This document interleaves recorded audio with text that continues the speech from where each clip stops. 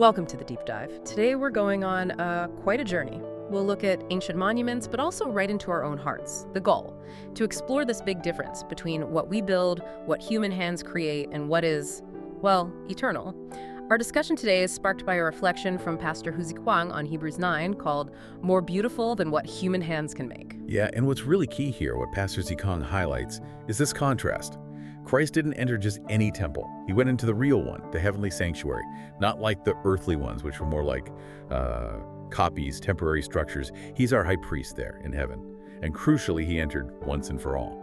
Big difference from the yearly rituals earthly priests had to do. That's a really important distinction to start with. It makes you think about, human constructions, even the most sacred ones, like the tabernacle, right? It gets replaced by Solomon's temple. Then that's destroyed. It gets rebuilt, expanded by Herod, this grand structure, and then boom, destroyed again by the Romans, never rebuilt after that. And that cycle, that destruction, it had real consequences beyond just the buildings, didn't it? Oh, absolutely. It wasn't just stones and gold.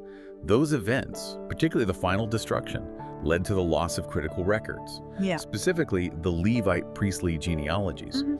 Eventually, it became impossible to definitively say who was qualified to serve as a priest, according to the old system.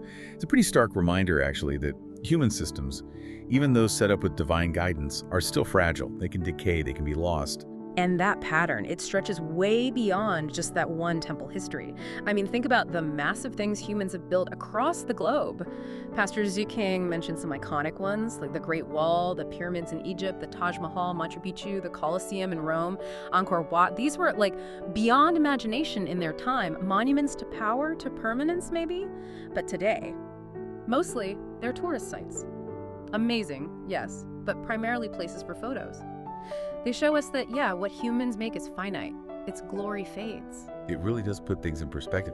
And, the source brings us right down to our personal lives, too, which I think is powerful. It calls for humility. Think about small things. Getting a cat scratch, needing a tetanus shot, or choking on a fish bone, a simple back injury. Pastor Zikong even mentions his own trigger finger from doing video work. These aren't huge tragedies, but they show us, they remind us we need God's help, His preservation. We can't really boast about our own strength or control when tiny things can disrupt everything. We face things we just can't control. Right. So from these immense temples down to a cat scratch, it all points to our limitations. Yeah. So for people listening today, for believers now, what's the big takeaway? If we know human things fade, what's the challenge in trusting the eternal instead?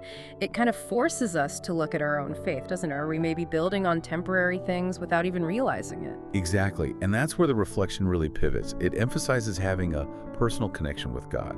It's not something you just inherit, like family furniture. Pastor Zikong shares a really interesting personal story. His own great-grandfathers were taught by Micaiah, became evangelists. His family has this long line, like 5 or 6 generations in ministry, but he stresses we don't rely on family genealogies. That history is valuable, sure, but faith has to be your own, it's personal. That is such an important point. Just having that Christian family background, as he puts it, isn't the same as having a living personal faith. And he's honest about it too, saying that even in families with that background, some members have gradually drifted away from God and the church. So faith needs to be actively chosen, personally pursued. It's not automatic.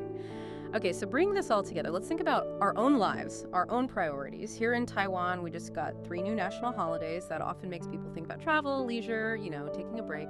So the question becomes, on a day off, or really any day, where's your focus? Is it more on the immediate pleasure, sports, shopping, good food, hiking?